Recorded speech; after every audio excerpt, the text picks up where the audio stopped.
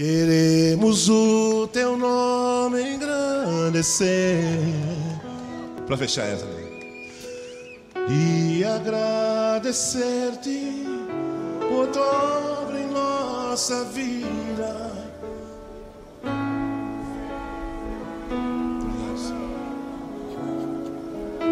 Só tu és o Deus, pois só tu és o Deus eterno e certo.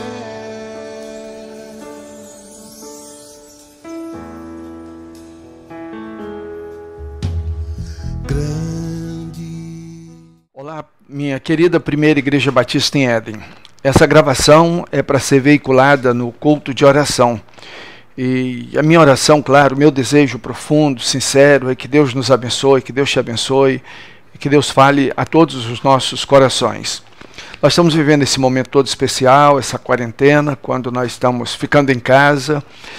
Pela graça de Deus eu tenho podido vir à igreja, tenho vindo, mas na maioria nós estamos ficando em casa. Eu não tenho saído, não tenho ido a mercados, não tenho ido a lugar nenhum, a não ser vir aqui para gravar e também para ter as minhas atividades aqui administrativas. E então nós estamos ficando em casa. É um momento muito especial, é um momento que nós precisamos saber administrar esse momento. Nós imaginamos que famílias estão passando por dificuldades, até mesmo porque algumas famílias não estão acostumadas a estarem todos em casa, durante tantos dias, durante tanto tempo.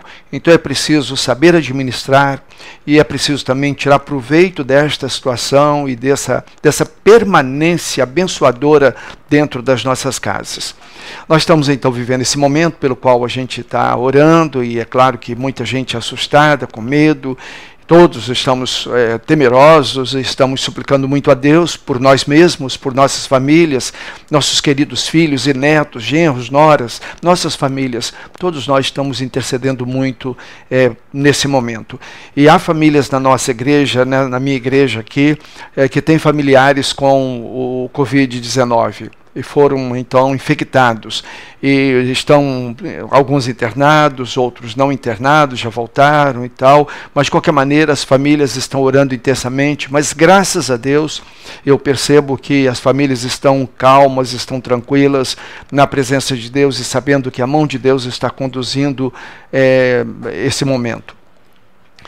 Também eu quero mencionar a dinâmica da nossa igreja. Algumas pessoas devem estar pensando, o templo está fechado, então está tudo parado.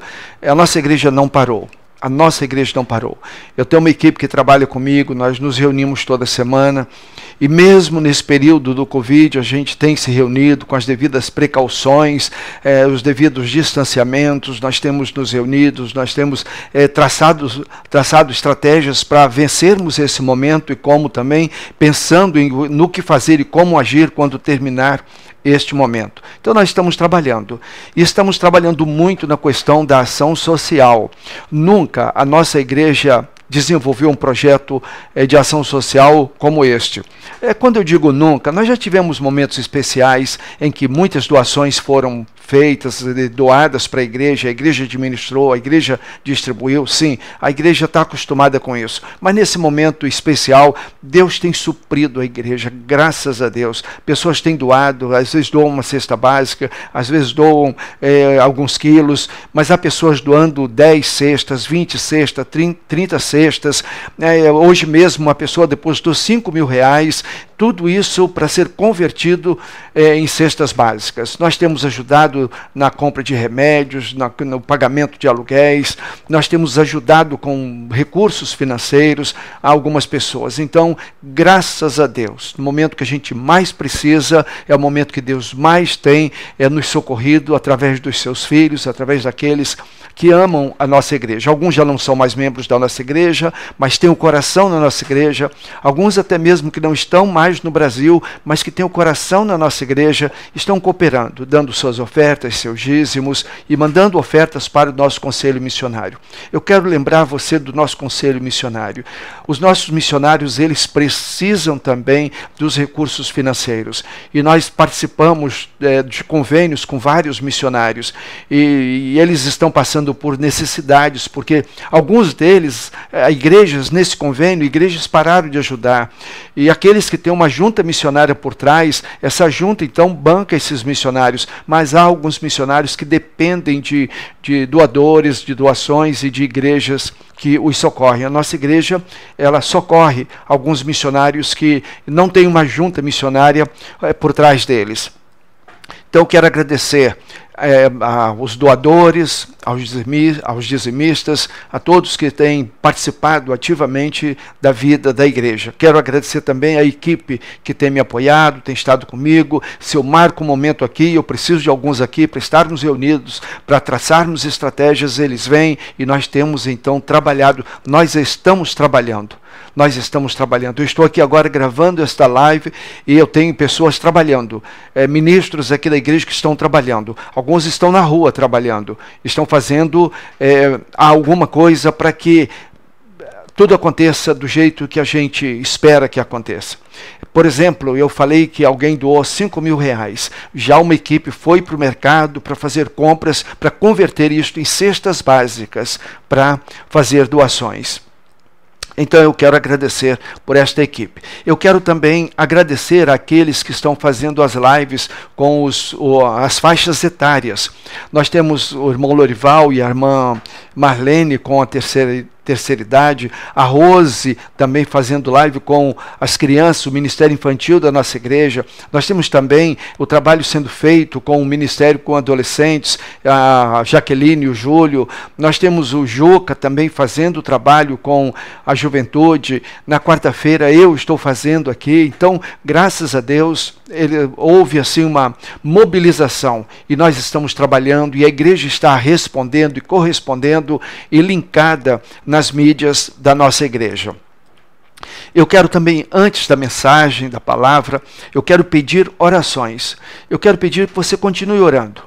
Continue orando. Nós temos enfermos na igreja, e se você é um membro da nossa igreja, você conhece a nossa igreja, você sabe de alguém que está enfermo. Talvez você não saiba de todas as pessoas, de todos os enfermos, mas você conhece alguém. Ore por essa pessoa, ore por todos também, de forma genérica, mas você deve orar especificamente por aqueles que você conhece. Coloque esses nomes no altar do Senhor. Quero pedir oração também por aqueles que estão enlutados. Ninguém na nossa igreja, nenhuma família está enlutada por conta do coronavírus. Entretanto, nós temos pessoas enlutadas. Nesse período do coronavírus, eu já fui ao cemitério já por 2 vezes e uma terceira vez a família me dispensou e eu não fui ao cemitério, mas 2 sepultamentos eu fui fazer. Não tinha nada a ver com o coronavírus, mas a família estava lá sepultando um ente querido, um deles um adolescente querido da nossa igreja que faleceu. Ore pelos enlutados, ore também pelos idosos da igreja.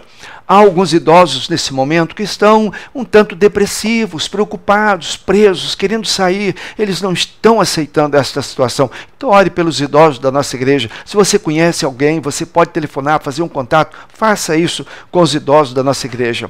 Também ore por aqueles que são carentes. Você sabe de famílias pobres, necessitadas, famílias que nesse momento vão passar privações muito grandes e a igreja não tem como socorrer, né, em cima da necessidade total de cada família. Então, ore, faça aquilo que você puder, o que você puder fazer para ajudar, para socorrer, faça isso. Talvez é um familiar seu, então faça isso. E agora eu quero então compartilhar a palavra de Deus. Eu quero pensar sobre o fato de que Deus faz coisas impossíveis. Esse é o momento que nós estamos diante de essa pandemia, e eu tenho orado muito, e eu tenho pedido a você para orar, para que no final, quando a gente passar por esse vale da sombra da morte, chegarmos do outro lado, nós possamos dizer: Deus agiu, a mão de Deus interveio. Que nós não digamos lá: olha, foi a ciência, olha, foi o Congresso, olha, foram os políticos, olha, foi o dinheiro. Não foi. Nós temos que dar graças a Deus. Se o nosso governo está conseguindo socorrer as famílias com esses R$600, algumas famílias com um pouco mais, talvez com R$1.200, algumas. Então, se isso está acontecendo, isso é a mão de Deus. Você pode considerar com certeza que isso é um milagre. Se isso tivesse acontecido em outros tempos, não teria esse dinheiro, e hoje tem esse dinheiro. Graças a Deus, no momento que a gente acha que o Brasil não tem dinheiro, o Brasil tem. Graças a Deus, o governo está conseguindo socorrer a nossa população. Então nós temos que agradecer a Deus, dizer: Deus está fazendo isso, Deus está fazendo isso. Então agradeça a Deus. Eu tenho pedido oração nesse sentido, para que você converse com Deus, peça a Deus, para que depois nós saibamos e possamos dizer: foi a mão de Deus que fez isso. Então, o Deus das coisas impossíveis. E eu quero ler no livro de Ezequiel, capítulo 37, versos de 1 a 10. É o texto que fala do Vale dos Ossos Secos. Você conhece esse texto, mas nós queremos extrair algumas lições deste texto. O texto nos diz o seguinte: veio sobre mim a mão do Senhor e me levou pelo Espírito do Senhor e me deixou no meio de um vale que estava cheio de ossos. Olha o que Deus faz. Ele me levou, diz o profeta, ele me levou nesse local e me deixou no meio desses ossos secos. É isso que Deus tem feito. Nós estamos nesse vale, nós estamos nesse meio. Nós estamos no meio dessa circunstância totalmente adversa a todos nós. O verso 2 diz: e me fez andar ao redor deles. Eram muito numerosos na superfície do vale e estavam sequíssimos. E me fez andar. Me fez estar no meio e interagir. Ele fez isso. Então me perguntou: filho do homem, acaso poderão reviver estes ossos? Respondi: Senhor, Senhor Deus, tu o sabes. Disse-me ele: profetiza a estes ossos e dize-lhes: ossos secos, ouvi a palavra do Senhor. Assim diz o Senhor Deus a estes ossos: eis que farei entrar o Espírito em vós e vivereis. Porei tendões sobre vós e farei crescer carne sobre vós. Sobre vós estenderei pele e porei em vós o Espírito e vivereis, e sabereis que eu sou o Senhor. Então profetizei segundo me fora ordenado. Enquanto eu profetizava, houve um ruído, um barulho de ossos que batiam contra ossos e se ajuntavam, cada osso ao seu osso. Olhei, e eis que havia tendões sobre eles, e cresceram as carnes, e se estendeu a pele sobre eles, mas não havia neles o Espírito. Então ele me disse: profetiza ao Espírito, profetiza, ó filho do homem. E disse-lhe dize-lhe: assim diz o Senhor Deus: vem dos quatro ventos, ó Espírito, e assopra sobre esses mortos, para que vivam. Profetizei como ele me ordenou, e o Espírito entrou neles, e viveram, e se puseram em pé, um exército sobremodo numeroso. Amém? Vamos orar? Vamos orar. Se você puder, onde você está agora, feche os seus olhos e vamos falar com Deus. Nosso Deus, nosso Pai querido, Pai louvado, engrandecido seja o teu nome. Pai, obrigado porque o Senhor pode todas as coisas. O Senhor é soberano, o Senhor tem todo o poder. E agora, Pai, que nós estamos nesta situação, nós dependemos do Senhor. Nós precisamos do Senhor. Até aquilo que o governo está fazendo na dependência do Senhor, porque se o Senhor não abençoar, a nossa nação vai ter uma dificuldade muito grande. E eu peço que o Senhor abençoe a nossa nação, que o Senhor supra as necessidades, que o Senhor abençoe para que nós possamos vencer esse momento tão difícil. Eu quero pedir, Pai, que o Senhor continue abençoando nossa igreja, continue abençoando cada família da nossa igreja, abençoando cada pai, cada mãe, cada filho, cada lar. Pai, abençoe, dê que eles possam sentir o teu conforto, o teu consolo, o calor da tua presença. Pai, eu quero pedir pelos idosos da nossa igreja, conforte cada um, Pai. Dê que eles, idosos que são, experientes que são, eles possam, Pai, estar servindo de estímulo para os seus filhos e talvez os adultos e os mais novos. Pai, dê que os idosos agora possam fazer a diferença, Pai. Que eles possam ser eles possam nos elevar, Pai. Eles possam nos estimular, eles possam dizer: eu já passei por tanta coisa difícil e com o Senhor eu venci.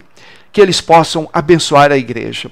Eu peço também pelos jovens, pelos adolescentes, continue ajudando essa turma, Pai, e abençoando também as nossas crianças, Pai. Eles não têm noção, eles não sabem exatamente o que está acontecendo, mas abençoe nossas criancinhas, Pai, e abençoe a nossa igreja. Pai querido, nos prepara, Pai, nos prepara, nos dê estratégia, para que quando sairmos desta pandemia, nós possamos sair restaurados, renovados, com projetos renovados, para sermos bênçãos maiores para a nossa comunidade. O mesmo eu peço, Pai, por todas as demais igrejas. Eu oro agora em nome de Jesus, que o Senhor nos abençoe durante esta meditação. Fale a cada coração no nome de Jesus. Amém e amém. Então, o Deus das coisas impossíveis. O texto que eu li, você conhece. E você já ouviu muitas mensagens baseadas nesse texto. Nós, pregadores, gostamos deste texto. É um texto que nos mostra como Deus age. Deus age em circunstâncias impossíveis. Impossíveis aos olhos humanos, mas Ele pode e Ele faz. E então é um texto fantástico. São momentos que desafiam a nossa fé. Momentos que desafiam nossas emoções. Momentos que desafiam os nossos sonhos, os nossos planejamentos. Você veja, o nosso Brasil, lá que os nossos governos, ou tanto o governo federal como estadual, como prefeitos, eles tinham seus planejamentos e de repente acontece essa pandemia e tudo aquilo que eles planejaram foi por água abaixo. Tem que se fazer replanejamento, tem que se reposicionar. E agora, numa situação dessa, você também pode estar dizendo: os meus sonhos foram por água abaixo, os meus planejamentos acabaram, os meus ideais. E aí as próprias emoções começam a ser destruídas, destroçadas. E é o momento, então, de nós dizermos: olha, eu só posso confiar em Deus. Quem mais pode me ajudar? Então nós precisamos contar com esse Deus, um Deus que pode fazer coisas impossíveis. Então, nós vemos aqui que Deus leva Ezequiel a um lugar que, com certeza, se Deus lhe perguntasse: Ezequiel, você quer ir a esse lugar? Ezequiel diria: não quero, Senhor. Mas Deus o leva a um lugar que ele não queria ir. Deus nos leva a lugares que nós não queríamos ir. Deus nos coloca em situações que nós não gostaríamos de estar. Deus permite isso e Ele faz isso na nossa vida. Ele fez isso com Ezequiel. Então, se Deus controla todas as coisas, Ele permitiu, então Ele está fazendo isso na nossa vida. E o verso 1 e o verso 2 que nós lemos diz: veio sobre mim a mão do Senhor e me levou pelo Espírito do Senhor e me deixou no meio de um vale de ossos, cheio de ossos secos. Então Ele leva e Ele deixa lá. Deus faz isso, Ele faz isso. Você pode dizer: não estou gostando, eu não estou entendendo. Deus fez isso com Jesus. Após o batismo, é interessante, em Marcos capítulo 1, verso 12, diz assim: e logo o Espírito o impeliu para o deserto. O Espírito Santo o levou para o deserto. Mas a palavra de Deus, o texto lá no original, usa a palavra ekbalo. Ekbalo é como se você pega alguma coisa e você descarta aquela coisa, como você joga, quando você coloca alguma coisa sem nenhuma reverência. Então, ekbalo, lançou fora, excluo, despeço, faço partir, com pressa, com urgência, conduzo à força. Então o Espírito Santo pegou Jesus e o levou sem nenhuma reverência, o coloca no deserto, como que o joga no deserto. Ekbalo, o joga lá sem nenhuma reverência e o deixa lá. Deus às vezes faz isso com a gente. E Deus nos coloca em situações sem nenhuma reverência. E Ele nos deixa em certas circunstâncias, em certos problemas, em certas situações, em certos vales, que nós dizemos para Deus: Deus, eu não estou entendendo. Deus, eu não estou gostando. Deus, por que isso está acontecendo? Deus fez isso com Filipe, aquele diácono, um diácono evangelista. E olha, é bom você pensar nisso. 2 dos 7 diáconos, 2 se deram a pregar o Evangelho, a dar testemunhos, Filipe e Estevão. Os 2, então, eles são bênçãos maravilhosas como diáconos, mas Filipe, então, é levado. E o texto diz assim, em Atos 8, verso 26, e o anjo do Senhor falou a Filipe, dizendo: levanta-te e vai para a banda do sul, ao caminho que desce de Jerusalém para Gaza, que está deserto. Filipe está realizando uma cruzada de evangelização em Samaria. Filipe está sendo uma bênção em Samaria, está havendo um avivamento em Samaria. E de repente o Espírito Santo vai lá e pega, o anjo do Senhor vai lá e fala: Filipe, sai daí. Vai lá para um lugar que está deserto. Filipe poderia questionar e dizer: mas Deus, eu estou produzindo aqui. Deus, as pessoas estão se convertendo, as pessoas estão sendo curadas, uma igreja está sendo estabelecida aqui, o povo está percebendo que o Senhor é Deus, eles estão crendo no Messias, estão crendo em Jesus. Deus, e agora o Senhor diz: o Senhor vai me tirar daqui e me levar para uma estrada, um caminho que está deserto. Deus faz isso. Deus faz isso. E quantas vezes você diz: Deus, não estou entendendo o que o Senhor está fazendo, o que o Senhor está querendo comigo. E aí lá na estrada, no caminho que está deserto, Filipe vai ter o encontro então com aquele eunuco e vai levar aquele eunuco à presença de Deus e ele vai ser salvo. E aquele eunuco da Etíope, ele vai então ser salvo por Jesus. Deus faz isso. Deus levou João para a ilha de Pátimos. Talvez João dissesse: Deus... talvez João nem tivesse noção de quem ele, João, era. O apóstolo do amor, o grande apóstolo João. Aquele que mais entendeu o amor de Deus e mais falou do amor de Deus. Os estudiosos dizem que João, já na idade avançada, velhinho, cego, ele encontrava as ovelhas, os crentes, os cristãos, e na rua, e ele então passava a mão na cabeça deles e dizia amai-vos uns aos outros, amai-vos uns aos outros. O cumprimento, a saudação de João era: amai-vos uns aos outros. João não entendeu, ele nem sabia quem ele era, o grande apóstolo do amor. Mas Deus permite que João é pego e colocado lá na ilha de Pátimos. Ele está lá degradado, ele está lá numa quarentena. João está longe daquela situação de poder estar livre e andando e pregando, escrevendo. Ele está lá cego, idoso e como preso. Deus fez isso. E aí você poderia dizer: Deus, eu não pedi isso. Deus, eu jamais pedi isso. Deus, eu não sabia que o Senhor ia me colocar numa situação tão difícil como esta. Eu não estou gostando. Deus, para onde o Senhor está me levando? Deus, eu estou descendo num precipício. Deus, eu estou chegando no final do fundo do poço. Deus, o que é que o Senhor está querendo? Para onde o Senhor está me levando? Você pode não estar entendendo nada. Há momentos que Deus faz perguntas que a gente não tem respostas. Há momentos que Deus faz perguntas e Deus deixa algumas interrogações, algumas indagações diante de nós e na nossa cabeça que a gente não tem respostas. E aí Deus faz a seguinte pergunta: então me perguntou, filho do homem, acaso poderão reviver esses ossos?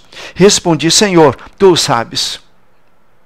Mas por que Deus perguntou isso a Ezequiel, se Ezequiel não tinha respostas, se Ezequiel não sabia como responder, como tratar do assunto, como digerir esse assunto? Por que Deus perguntou? Deus perguntou porque Ele quer saber da nossa boca, Ele quer ouvir da nossa boca, Ele quer saber da nossa intenção, Ele quer saber da nossa fé, da nossa convicção. Ele quer que nós verbalizemos aquilo que nós temos no coração, aquilo que nós temos na nossa mente. Ele quer ouvir de nós. Ele quer que confessemos a Ele, que digamos a Ele da nossa fé, aquilo que nós cremos, aquilo que nós acreditamos. E aí Ezequiel diz: Senhor, tu o sabes. Senhor Deus, tu o sabes. É momento de nós dizermos: Deus, eu realmente não sei o que fazer. Na maioria das vezes nós queremos ter uma saída, nós queremos ter uma explicação, nós queremos ter uma direção, nós queremos dar o norte para aqueles, especialmente se somos líderes, pastores. Mas há momentos que nós precisamos ser bastante humildes e dizermos: eu não sei. Deus o sabe, Deus o sabe. E se Ele sabe, Ele tem um final positivo. Ele tem uma solução abençoadora. Ele tem um lugar para nós do lado de lá do Mar Vermelho. Um lugar de louvor, um lugar de festa, um lugar de celebração. É hora de dizermos: Senhor, tu o sabes. Deus, quantas vezes Ele nos manda fazer coisas impossíveis, coisas que a gente não vai fazer, a gente não consegue fazer, se não for pelo poder dEle. E Deus então, uma vez disse para Abraão, Deus disse para Abraão: toma o teu filho, teu único filho, Isaque, a quem tu amas, e vai à terra de Moriá e oferece-o em holocausto. Quantas vezes Deus pede coisas difíceis, coisas impossíveis, coisas que nós não queremos fazer, coisas que nós não somos capazes de fazer. Mas Ele quer saber da nossa intenção, porque aquilo que é impossível para nós é possível para Ele. Era impossível para Abraão, mas foi possível para Deus. Deus chega para Moisés diante do Mar Vermelho, e o povo está diante do Mar Vermelho, de um lado as montanhas, do outro lado o deserto, e atrás está vindo o exército de Faraó, e na frente o Mar Vermelho, e Deus diz: Moisés, porque clamas a mim? Diga ao povo de Israel que marche. É impossível para nós, é impossível para Moisés, é impossível para mim, é impossível para você, mas é possível para Deus, e Ele quer ver se nós cremos nele. E quando Moisés dá ordem ao povo para marchar, o mar se abre. Ele quer saber da nossa fé. Então disse-me, Jeremias, no capítulo, aliás, Ezequiel, disse-me: profetiza a estes ossos e dize-lhes: ossos secos, ouvi a palavra do Senhor. Então Deus manda Ezequiel profetizar. Uma coisa muito difícil para ele profetizar, e ele profetizou. Então Deus o manda fazer uma coisa impossível. Nesse momento, eu fico olhando, imaginando Ezequiel, e fico pensando: Deus está dizendo assim: Arildo, você está orando muito bem, mas Deus está me dizendo assim: Arildo, profetiza, profetiza. Eu quero dizer para você, meu irmão, eu estou te pedindo, ore, ore, ore, mas Deus está dizendo para você: abra a tua boca e profetiza. Fale e não te cales. Deus está dizendo para você não orar apenas, profetiza. Estude a palavra de Deus, compartilhe a palavra de Deus, verbalize a palavra de Deus, compartilhe o recado de Deus. Não fique somente orando. Já é bastante orar, mas precisamos dar o segundo passo. E Deus disse então para Ezequiel: profetiza. E então no verso 7 e verso 8, Ezequiel diz: então profetizei. Vai, meu irmão, e compartilhe. Profetiza. Abra a palavra de Deus, a lição da escola bíblica dominical, compartilhe a mensagem do Evangelho, profetiza, profetiza, segundo me for ordenado. Enquanto eu profetizava, houve o ruído. Enquanto você está profetizando, Deus está agindo através do seu Espírito. Enquanto você profetiza, Deus age. E o texto então, Ezequiel diz: enquanto eu profetizava, houve um ruído, um barulho de ossos que batiam contra ossos e se ajuntavam cada osso ao seu osso. Olhei e eis que haviam tendões, e Deus vai fazendo a obra. Então, em último lugar, há momentos que Deus mostra coisas impossíveis que Ele quer fazer. Coisas impossíveis. Esse é o momento de nós nos curvarmos diante de Deus e dizer: Deus, por mim mesmo, pelo meu emprego, pelo dinheiro que eu tenho, pela empresa que eu trabalho, ou se você é um empresário, pela empresa que eu tenho, Deus, eu não consigo, eu não vou conseguir, mas é hora de você dizer: Deus, o Senhor pode, o Senhor o sabe, o Senhor pode.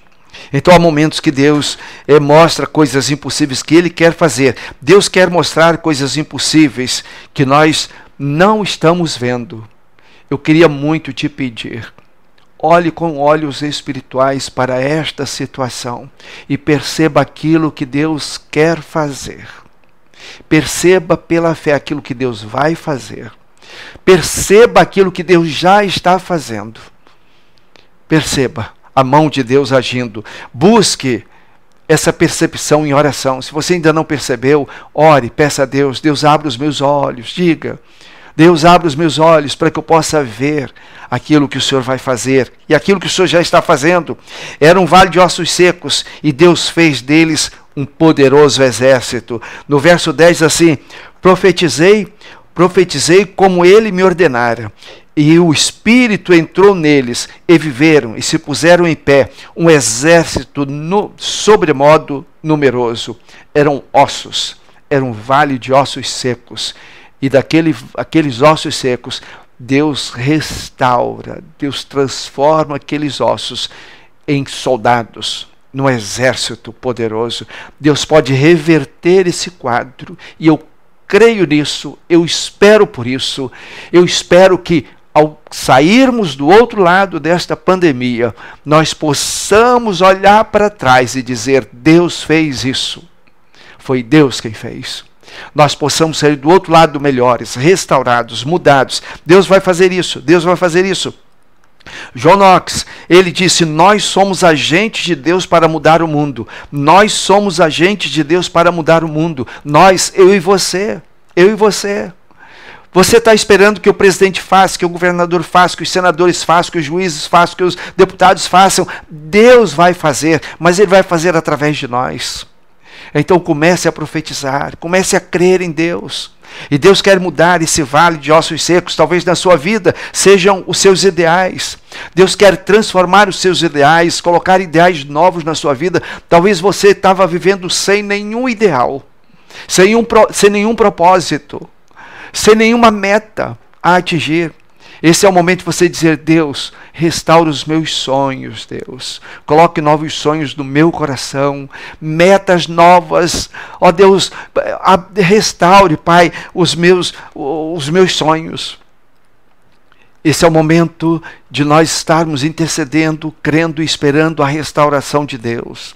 A restauração de pessoas. Talvez a restauração da sua vida, da sua fé, do seu relacionamento com Deus, a restauração do seu relacionamento com a família, com o cônjuge. Talvez a restauração de pessoas que você conhece, a restauração da pessoa. Pessoas que já estavam à beira do precipício. Talvez pessoas que já estavam sentindo-se destruídas e pronto a dar cabo à vida. É hora de Deus restaurar essas vidas, mas é preciso que você creia e que você profetize. E creia que Deus quer fazer coisas impossíveis. Jairo, ele queria ver algo impossível. Aquele centurião, ele então vai pedir a Jesus para que Jesus curasse a sua filha. E quando ele está ali tentando falar com Jesus e tentando levar Jesus para sua casa, os seus servos vêm e dizem para ele: ela está morta, não incomode o mestre, não tem mais jeito, acabou, a morte entrou na sua casa. Não tem mais jeito, é o fim da linha. E aí Jesus vê aquela situação. Ouvindo isso, Jesus disse a Jairo: não tenha medo, tão somente creia, ela está curada. Então, dentro desta situação, eu quero usar as palavras do Senhor Jesus: não tenha medo, não tenha medo. O problema está vencido, o problema está solucionado, a pandemia está vencida pelo poder de Jesus.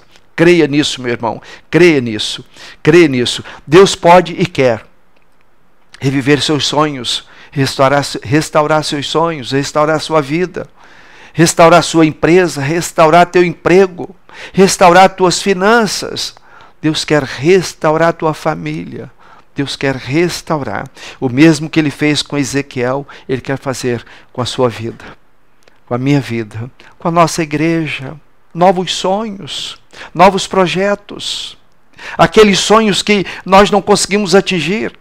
Nesse momento Deus está me dizendo, e eu espero que Ele diga para você também, que são sonhos possíveis, e que Ele vai nos abençoar, que Ele vai te abençoar, vai me abençoar, vai abençoar a sua família, vai abençoar a minha família. Deus quer e pode fazer coisas impossíveis, mas Ele quer saber da nossa boca se nós cremos. Ele pergunta a Ezequiel se seria possível. Ezequiel diz: o Senhor sabes. Mas Ezequiel viveu muitos anos antes de Jesus. Nós conhecemos a história de Ezequiel, a profecia de Ezequiel. Nós conhecemos a vinda de Jesus e a história da igreja e do cristianismo. A teologia evoluiu. E hoje nós não vamos usar as palavras de Ezequiel: Senhor, Tu sabes. Nós podemos dizer: Senhor, Tu podes fazer isso. Eu não posso, mas o Senhor pode. E eu creio que o Senhor vai fazer. Que o Senhor vai nos restaurar. Restaurar a nossa sorte. Restaurar a nossa economia. Restaurar nossas igrejas. Restaurar nossas famílias. Restaurar nossas vidas. Que isso seja para a glória do nosso Deus. para a nossa felicidade e para o bem das nossas famílias. Em nome de Jesus. Amém e amém. Vamos orar. Deus querido, obrigado, Pai. Louvado seja o teu nome, pelo privilégio que temos de estarmos juntos através das mídias sociais. Pai, continue nos abençoando e aumenta, Pai, a nossa fé. Aumenta as nossas convicções, as nossas certezas de que o Senhor está atento, o Senhor permitiu tudo isso e o Senhor vai nos dar a vitória. Pai querido, eu tenho uma esperança muito grande, uma crença muito grande de que o Senhor está neste negócio e de que o Brasil vai sair maior, que o Brasil vai sair melhor e que o Brasil vai sair desta situação como modelo para o mundo. Por isso eu peço, Pai, abençoe a nossa querida pátria, a nossa nação. E abençoe, Pai Santo, cada um de nós. E cuida, Pai, das nossas famílias. Com a tua mão abençoadora, Pai, proteja nossos familiares, nossos filhos, nossos netos, noras, genros, papai, mamãe, vovô, vovó. Pai, proteja cada um. Em nome de Jesus. Amém e amém. Deus te abençoe. Deus te abençoe. Nós vamos ouvir uma música e após essa música nós estaremos encerrados. E eu espero que você esteja em família, orando com sua família. Faça isso. Faça isso. Ore com a sua família. Que Deus te abençoe. É a minha oração. E que o nome de Deus seja glorificado na sua vida e na sua família. Amém. Senhor Deus, na tua presença estamos, ó Pai, para louvar e exaltar seu nome, Senhor. Confiamos em ti, descansamos, porque tu és Deus de amor, Deus de cuidado. E sabemos, Senhor, que nem mal chegará até nós. Sabemos que até mesmo se esse mal chegar, o Senhor nos carrega em teus braços, porque nós confiamos, descansamos, confiamos em ti, Senhor.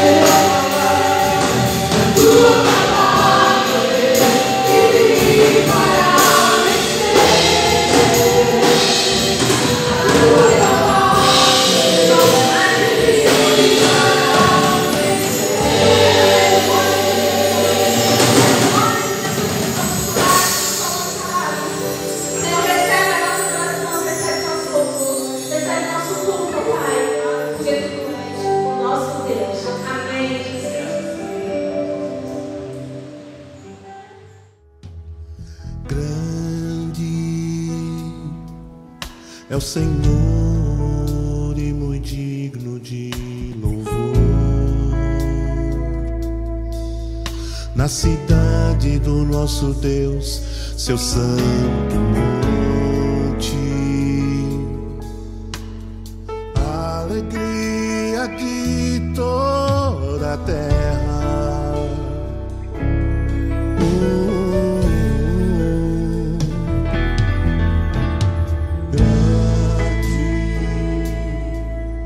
É o Senhor em quem nós temos a vitória.